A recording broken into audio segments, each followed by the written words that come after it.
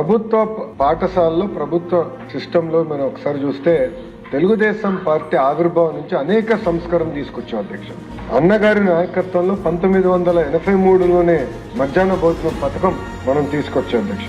అంతేకాకుండా ఈరోజు పొద్దున గౌరవ సభ్యులందరూ కూడా మాట్లాడారు. అయ్యన పాత్రుడు గారు కూడా చెప్పారు అధ్యక్ష, బీసీ సోదరుల కోసం ప్రత్యేక రెసిడెన్షియల్ స్కూల్స్ కానివ్వండి, అటు ఎస్సీ సోదరులకి ప్రత్యేక రెసిడెన్షియల్ స్కూల్స్ కానివ్వండి ఏర్పాటు చేసింది అన్న ఎన్టీఆర్ అధ్యక్ష. అంతేకాకుండా మహిళల కోసం ప్రత్యేకంగా తిరుపతిలో పద్మావతి విశ్వవిద్యాలయం కూడా ఏర్పాటు చేసిన జరిగింది అధ్యక్ష. దాని తర్వాత అధ్యక్ష గౌరవ ముఖ్యమంత్రి చంద్రబాబు నాయుడు గారు ప్రత్యేకంగా ప్రభుత్వ పాఠశాలను బలోపేతం చేయాలంటే తప్పనిసరిగా మనము టీచర్ రిక్రూట్మెంట్ చేయాలి. టీచర్ నియామకం కానివ్వండి, టీచర్ ట్రాన్స్ఫర్ కానివ్వండి కేవలం గతంలో జెడ్పీ చైర్మన్ చేతుల్లో ఉండేది అధ్యక్ష. సో జెడ్పీ చైర్మన్ సింపుల్ గా ఏం రాస్తే ట్రాన్స్ఫర్ అలా జరిగేది అధ్యక్ష. ఇట్లా ఉండకూడదు, పారదర్శకంగా ఉండాలని గౌరవ ముఖ్యమంత్రి గారు పంచాయతీరాజ్ వ్యవస్థలో ఉన్న టీచర్లందరినీ గవర్నమెంట్ సిస్టమ్ లోకి తీసుకొచ్చి ఎప్పుడు లేని విధంగా పకడ్బందీగా చేస్తాం జరిగింది అధ్యక్ష.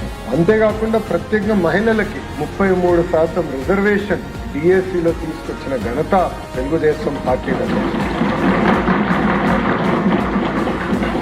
కౌన్సిలింగ్ విధానం తీసుకొచ్చే అధ్యక్ష మీరు చూస్తే టీచర్ ట్రాన్స్ఫర్స్ కూడా ఆనాడు పారదర్శకంగా మనం చేసాం అధ్యక్ష. దాంట్లో పాటు అధ్యక్ష మీరు చూస్తే 94 నుంచి డిఎస్సి విధానం తీసుకొచ్చాం.